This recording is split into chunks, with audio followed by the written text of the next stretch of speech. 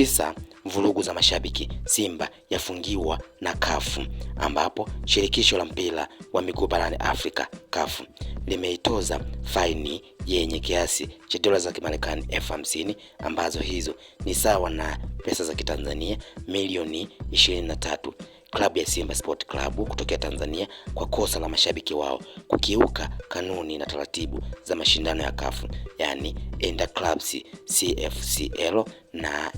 CFCC, ambapo mashabiki wa Simba Sport Club walifanya vurugu kwenye mchezo wa fainali ya mashindano ya CAF Confederation dhidi ya RS Berkane. Shirikisho limethibitisha kwa ushahidi wenye uhakika wa 100% kwa mashabiki wa Simba walifanya vurugu kwa mashabiki wa timu pinzani pamoja na kutishia usalama wa mashabiki wengine walikuwa wamejitokeza kwenye mchezo huo. Mbali na kutozwa faini, klabu ya Simba Sport Club, klabu ya Simba imezuiliwa kuingiza mashabiki kwenye mchezo mmoja wa kufuzu kucheza mashindano ya CAF Champions League msimu huu. Mchezo huu ni dhidi ya Gaborone wakiwa nyumbani, yani Benjamin Mkapa.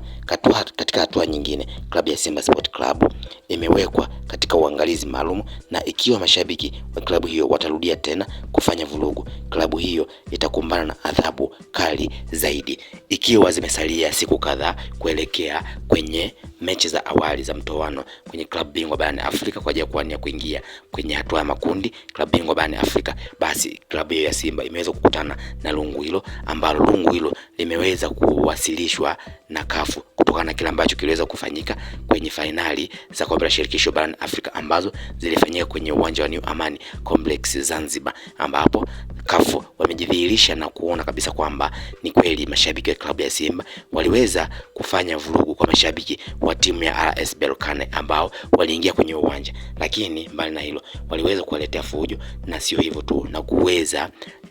kuwatishia mpaka uhai wao. Hivyo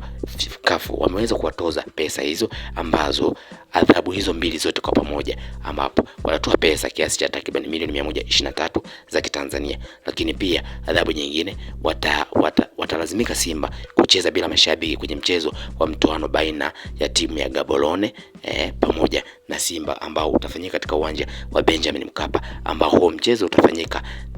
Oktoba 2, 2025. Hivyo Simba kuwekwa chini ya uangalizi na CAF. Kama endapo mashabiki watarudia tena kuleta vurugu kwa mashabiki wengine, basi adhabu kali inaweza ikawapata kwa mjibu wa sheria ambazo CAF wenyewe wameweza kuziainisha kwenye vipengele vyao. Hivyo Simba kwenye mchezo ambao utakuwa marudiano baina ya Gaborone kutokea Botswana na Simba ambao watakaribisha kwenye uwanja wa Benjamin Mkapa, basi Simba italazimika kwa mara nyingine tena kucheza bila mashabiki kutokana na adhabu hiyo ambayo ilitokea takriban miezi kadhaa iliyopita, lakini adhabu yake imeweza kutoka leo Septemba.